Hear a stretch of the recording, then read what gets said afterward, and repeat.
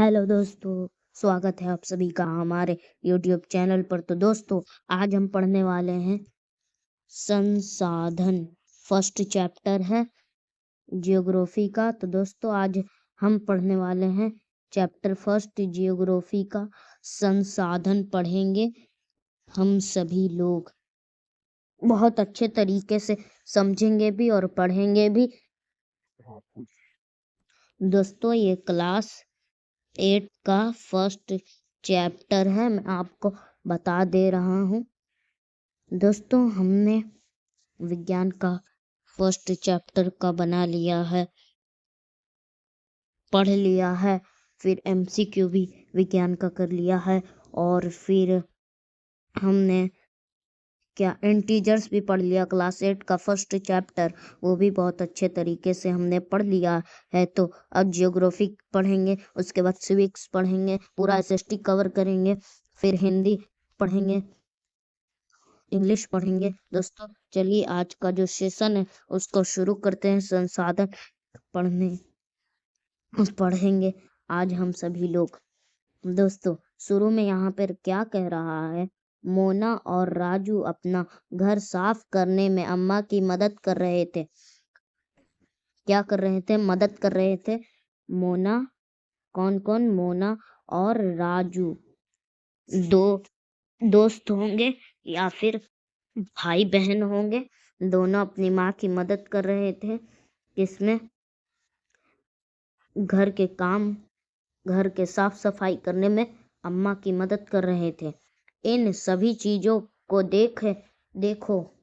फिर उनकी अम्मा ने कहा, इन सभी चीजों को देखो, कपड़े, बर्तन, अनाज, कंघा, शहद की बोतल, किताबें, इनमें से प्रत्येक उपयोगी है।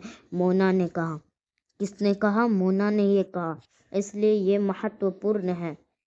इसलिए ये महत्वपूर्ण है, अम्मा ने कहा। फिर क्या हो रहा? ये संसाधन है। संसाधन क्या है? अम्मा से राजू ने प्रश्न पूछा। फिर अम्मा से राजू जो है ना, जो घर की साफ सफाई कर रहा था, उसने अपनी अम्मा से पूछा कि ये सब क्या है, संसाधन होते क्या हैं? तो फिर अम्मा ने बताया, प्रत्येक वस्तु जिसका उपयोग आवश्यकताओं को पूरा करने के लिए किया जा सकता है, वह क्या है? संसाधन है। इसलिए संसाधन बहुत महत्वपूर्ण है हमारे लिए। दोस्तों, जैसे हम मोबाइल से भी पढ़ रहे हैं या फिर मोबाइल से कुछ भी कर रहे हैं, तो ये हमारे लिए संसाधन है दोस्तों। किताब है, कंघा है, जो चीज आप अपने काम के लिए उपयोग करते हैं उसे ही क्या कहते हैं? संसाधन कहते हैं। ओके दोस्तों, संसाधन तो कंप्लीट हो गया, मगर संसाधन आगे देखते हैं। वह संसाधन है। अपने चारों ओर देखिए और निरीक्षण करें। आप संसाधनों के विविध प्रकारों को पहचाने पहचानने में सक्षम होंगे कि कौन क्या क्या काम करता है। आप ये पहचानने में सक्षम हो जाएंगे। आप प्यास लगने पर जो जल पीते हैं, आप अपने घर में जिस विद्युत का उपयोग करते हैं, स्कूल से घर और घर से स्कूल जाते हैं, वो भी एक संसाधन है दोस्तों। वो भी क्या है? एक संसाधन है। स्कूल से घर पहुंचने के लिए उपयोग किया गया रिक्शा, पाठ्य पुस्तक जिसका उपयोग आप अध्ययन के लिए करते हैं, ये सभी संसाधन है। आपके पिता ने आपके लिए नाश्ता तैयार किया है। उन्होंने जिन ताज़ा सब्जियों का उपयोग किया है वे भी एक संसाधन है। जो आप खाना खाते हैं वे भी एक संसाधन है। यहाँ पे ये वाला जो है, इसको भी हम पढ़ ही लेते, क्योंकि बॉक्स में जो रहता है उससे भी सवाल कभी कभी पूछ देता है। आओ कुछ करके सीखें। अपने घर और अपने कक्षा में उपयोग किए जाने वाले किन्हीं 5 संसाधनों की सूची बनाना है आपको दोस्तों। ओके, जल, विद्युत, रिक्शा, सब्जियां और पाठ्य पुस्तक सभी में कुछ एक जैसा क्या है? उनमें से सभी वस्तुओं का उपयोग कर आपके द्वारा किया गया है, आप ही के द्वारा न किया गया है, इसलिए वे उपयोगी हैं। एक वस्तु अथवा पदार्थ की उपयोगिता अथवा प्रयोज्यता उससे एक संसाधन बनाती है। राजू अब जानना चाहता था कि कोई भी वस्तु संसाधन कैसे होती है, कैसे बनती है। तो अम्मा ने बच्चों को बताया, वस्तुएं उस समय संसाधन बनती हैं जब उनका कोई मूल्य होता है। वस्तुएं उस समय संसाधन बनती हैं जब जिस चीज का जब भी मूल्य रहेगा तभी वह संसाधन बनेगा। दोस्तों, इसका प्रयोग अथवा उपयोगिता इसे मूल्य प्रदान करते हैं। सभी संसाधन मूल्यवान होते हैं। क्या होते हैं? हर संसाधन क्या होता? मूल्यवान होता है। अम्मा ने बताया, मूल्य का अर्थ महत्व होता है। मूल्य का अर्थ क्या होता है? महत्व।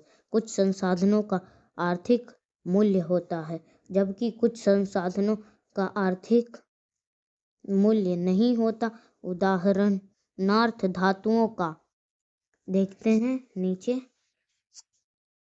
धातुओं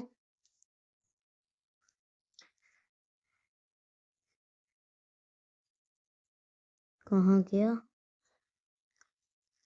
हाँ, उदाहरणार्थ धातुओं का आर्थिक मूल्य होता है, लेकिन एक मनोरम भूदृश्य का आर्थिक मूल्य नहीं होता। परंतु ये दोनों संसाधन महत्वपूर्ण हैं और मनुष्य की आवश्यकताओं को पूरा करते हैं। कुछ संसाधन समय के साथ आर्थिक रूप से मूल्यवान हो सकते हैं। आपकी दादी के घरेलू नुस्खे का आज कोई वाणिज्यिक मूल्य नहीं है, लेकिन यदि वे पेटेंट करने के उपरांत मेडिकल फर्म द्वारा बेचे जाते हैं तब वे आर्थिक रूप से मूल्यवान हो सकते हैं। तो यहाँ पे शब्दार्थ दिया हुआ है पेटेंट का। इसका तात्पर्य किसी विचार अथवा आविष्कार पर एकमात्र अधिकार से है। अब देखते हैं अगला क्या है। तो ये है अगला हमारा, समय और प्रौद्योगिकी दो महत्वपूर्ण कारक हैं जो पदार्थों को संसाधन में परिवर्तित कर सकते हैं। दोनों लोगों की आवश्यकताओं से संबंधित है। लोग स्वयं ही सबसे महत्वपूर्ण संसाधन हैं। हम लोग खुद से ही सबसे महत्वपूर्ण संसाधन है। ये लोगों के विचार, ज्ञान, आविष्कार और खोज ही है जो और अधिक संसाधनों की रचना करते हैं। प्रत्येक खोज अथवा आविष्कार से बहुत से अन्य खोज एवं आविष्कार होते हैं। आग की खोज से खाना पकाने की पद्धति एवं अन्य प्रक्रियाओं का प्रचलन हुआ, जबकि पहिए के आविष्कार से अंततः परिवहन का नवीनतम विधियों का विकास हुआ। जल विद्युत बनाने की प्रौद्योगिकी ने तेजी से बहते जल से ऊर्जा उत्पन्न करके उसे एक महत्वपूर्ण संसाधन बना दिया। एक बहुत महत्वपूर्ण संसाधन है, इसलिए मैं भी एक संसाधन हूँ। क्या है? हम भी एक संसाधन हैं। संसाधनों के दो प्रकार होते हैं। यहाँ पर हम यही पढ़ने वाले हैं कि संसाधन के प्रकार कितने होते हैं। संसाधन के दो प्रकार होते हैं दोस्तों। देखिए, सामान्यतः संसाधनों को प्राकृतिक, मानव निर्मित और मानव में वर्गीकृत किया गया है। तीन प्रकार होते हैं: संसाधन के सबसे पहला टॉपिक है हमारा प्राकृतिक संसाधन। ये सबसे हमारा पहला है संसाधनों के प्रकार में जो सबसे ऊंचे नंबर पे है प्राकृतिक संसाधन। जो संसाधन प्रकृति से प्राप्त होते हैं और अधिक संशोधन के बिना उपयोग में लाए जाते हैं, प्राकृतिक संसाधन कहलाते हैं। वायु, जिसमें हम सांस लेते हैं, हमारी नदियाँ और झीलों का जल, मृदाएँ और खनिज सभी प्राकृतिक संसाधन हैं। इन संसाधनों में से बहुत से प्राकृतिक के निःशुल्क उपहार हैं और सीधे ही उपयोग में लाए जा सकते हैं। कुछ परिस्थितियों में प्राकृतिक संसाधन का सबसे अच्छी तरह उपयोग करने के लिए औजार और प्रौद्योगिकी की आवश्यकता हो सकती है। प्राकृतिक संसाधन को विस्तृत रूप से नवीकरणीय और अनवीकरणीय संसाधनों में विभाजित किया जा सकता है। अगर प्राकृतिक संसाधन को अगर हम किसी में विभाजित करेंगे तो नवीकरणीय संसाधन और अनवीकरणीय संसाधन में विभाजित कर सकते हैं। प्राकृतिक संसाधन को नवीकरणीय संसाधन वे संसाधन हैं जो शीघ्रता से नवीकृत अथवा पुनः पूरित हो जाते हैं। इनमें से कुछ असीमित हैं और उन पर मानवीय क्रियाओं का प्रभाव नहीं होता।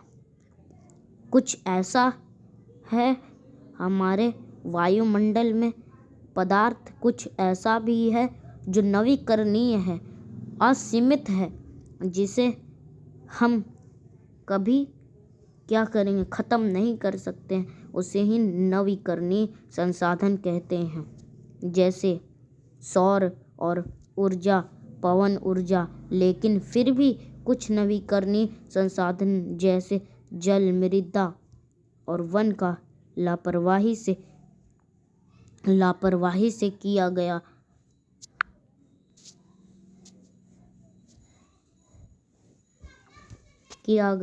उपयोग उनके भंडार को प्रभावित कर सकता है। जल असीमित नवीकरणीय संसाधन प्रतीत होता है, फिर भी जल की कमी और प्राकृतिक जल स्रोतों का सूखना आज विश्व के बहुत से भागों में एक बड़ी समस्या है। एक बार समाप्त होने के बाद उनके नवीकृत अथवा पुनः पूरित होने में हजारों वर्ष लग सकते हैं। यह अवधि मानव जीवन की अवधि से बहुत अधिक है। दोस्तों, अगर हम जल को ऐसे ही ख़त्म करते रहें तो एक दिन ऐसा आएगा कि पृथ्वी पर जल बहुत कम बचेगा और जल को लाने के लिए हमें हजारों वर्ष लगेंगे हमारी पृथ्वी पर जल को लाने के लिए। दोस्तों, अगला टॉपिक देखते हैं।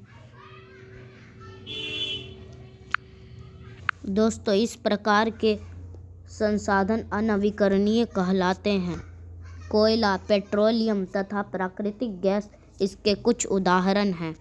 प्राकृतिक संसाधनों का वितरण भूभाग, जलवायु, ऊंचाई जैसे अनेक भौतिक कारकों पर निर्भर करता है तथा पृथ्वी पर इन कारकों में विभिन्नता होने के कारण संसाधनों का वितरण असमान है।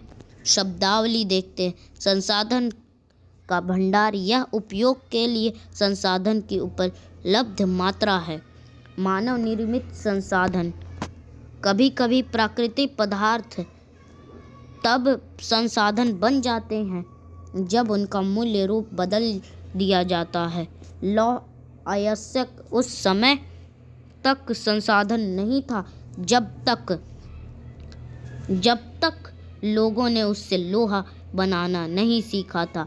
लोग प्राकृतिक संसाधनों का उपयोग पुल, सड़क, मशीन और वाहन बनाने में करते हैं जो मानव निर्मित संसाधन के नाम से जाने जाते हैं। प्रौद्योगिकी भी एक मानव निर्मित संसाधन है। आओ कुछ करके सीखें। कुछ नवीकरणीय संसाधनों के बारे में सोचिए और बताइए कि किस प्रकार संसाधनों का अधिक उपयोग उनके भंडार को प्रभावित करता है।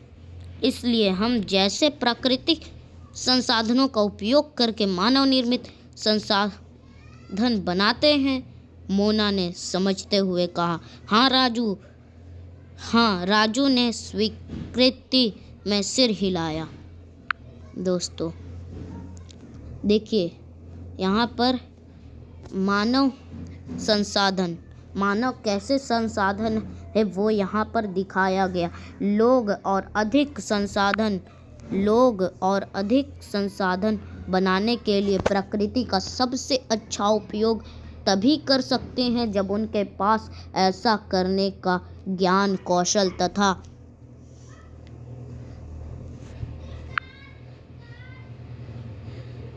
नीचे दोस्तों पढ़ेंगे। पहले यहाँ पे देखते हैं। आओ कुछ करके सीखे। 5 मानव निर्मित संसाधनों की सूची बनाइए जिन्हें आप अपने चारों ओर देख सकते हैं। क्या आप जानते हैं, मानव संसाधन से तात्पर्य लोगों की संख्या और योग्यता से है। यद्यपि मानव को संसाधन मानने के संदर्भ में लोगों में मतभेद है, इतना होते हुए भी इस तथ्य से इनकार नहीं किया जा सकता कि मूलतः मनुष्य की कुशलताएं ही भौतिक पदार्थ को मूल्यवान संसाधन बनाने में सहायता करती है। यहाँ पर एक कहानी दिया हुआ है, पढ़े और मनन करें। पढ़ लीजिएगा और उसका मनन कर लीजिएगा। जब तक हम देखते हैं नीचे क्या है। अब हम देखते हैं क्या है। प्रौद्योगिकी उपलब्ध हो, इसलिए मनुष्य एक विशिष्ट प्रकार का संसाधन है। अतः लोग मानव संसाधन है। शिक्षा और स्वास्थ्य लोगों का बहुमूल्य संसाधन बनाने में मदद करते हैं। अधिक संसाधनों के निर्माण में समर्थ होने के लिए लोगों के कौशल में सुधार करना मानव संसाधन विकास कहलाता है। दोस्तों संसाधन संरक्षण क्या है देखते हैं। मोना ने एक बार बुरा स्वप्न देखा। यहाँ पर मोना सो रही थी। आपने अभी देखा। उसने देखा कि पृथ्वी पर क्या देखा? पृथ्वी पर सारे जल सूख गया है और सारे पेड़ कट गए हैं। वहाँ पर न तो छाया ही थी और न कुछ खाने पीने के लिए था। लोग परेशान हो रहे थे और चारों तरफ भोजन और छाया की तलाश में निराश घूम रहे थे। उसने अपने माँ को सपने के बारे में बताया। उसने पूछा, माँ, क्या यह सच में हो सकता है? हाँ, अम्मा ने उत्तर दिया। यदि हम नवीकरणीय संसाधनों के प्रति सतर्क नहीं रहते हैं तो वे बहुत ही दुर्लभ हो सकते हैं और अनवीकरणीय संसाधन निश्चय ही समाप्त हो सकते हैं। राजू ने पूछा, हम इसके लिए क्या कर सकते हैं? बहुत कुछ, अम्मा ने उत्तर दिया। आप अपने दोस्तों से बात क्यों नहीं करते? साधनों का सतर्कतापूर्वक उपयोग करना और उन्हें नवीकरणीय के लिए समय देना संसाधन संरक्षण कहलाता है। संसाधनों का उपयोग करने की आवश्यकता और भविष्य के लिए उनके संरक्षण में संतुलन बनाए रखना सतत पोषणीय विकास कहलाता है। संसाधन के संरक्षण के अनेक तरीके हैं और पुनः उपयोग द्वारा योगदान दे सकता है। दोस्तों अंततः यह एक विभिन्नता बनाता है क्योंकि सभी जीवन एक दूसरे से जुड़े हैं। उस शाम बच्चों और उनके मित्रों ने पुराने समाचार पत्र, व्यर्थ वस्त्रों तथा बांस की डंडियों से लिफाफे और खरीदारी के लिए थैले बनाए। मोना ने कहा, हम इन वस्तुओं में कुछ वस्तुएं इन परिवार को देंगे जिन्हें हम जानते हैं। मुस्तफ़ा ने कहा, आपने अपने संसाधन को बचाना और अपनी पृथ्वी को सजीव रखना यह एक बहुत अच्छा कार्य है। जेसी ने कहा, मैं बहुत ही सतर्क रहूँगी कि कागज़ व्यर्थ न हो। उसने स्पष्ट किया, कागज़ बनाने के लिए बहुत से पेड़ों को काट दिया जाता है। आगे पढ़ते हैं दोस्तों। मैं ध्यान रखूँगा कि मेरे घर में विद्युत व्यर्थ न हो, मुस्तफ़ा ने जोर से कहा। विद्युत जल और कोयले से मिलती है। मैं विश्वास दिलाती हूँ कि घर में जल बेकार नहीं होगा। दोस्तों, मैं आपको एक चीज़ बता देता हूँ कि अगर आप कहीं जाते हैं तो आप अपने घर का सारा स्विच, लाइट ये सब बंद करके जाया करें, क्योंकि अगर आप बंद नहीं करेंगे तो फिर क्या होगा, आपका ही नुकसान हो जाएगा। फिर आपके घर में आग लग सकता है और फिर आप अगर कहीं से आकर लौटेंगे तो देखेंगे कि मेरा घर जल चुका है। तो इसीलिए दोस्तों, आप अपने घर का लाइट ये सब बंद करके जाइएगा। मैं ये आपको बता दे रहा हूँ। मैं विश्वास दिलाती हूँ कि घर में जल बेकार नहीं होगा। जल की एक बूंद मूल्यवान है हमारे लिए, आशा ने कहा। बच्चों ने कहा, हम सब मिलकर अंतर ला सकते हैं। यह कुछ कार्य मोना, राजू और उनके मित्रों ने किए हैं। आपका क्या विचार है? आप संसाधन संरक्षण में कैसे मदद करने जा रहे हैं? हमारी पृथ्वी और इस पर निवास करने वाले लोगों का भविष्य पेड़ पौधों और परितंत्र की सुरक्षा और संरक्षण से जुड़ा है। अब यह सुनिश्चित करना हमारा कर्तव्य हो जाता है कि सभी नवीकरणीय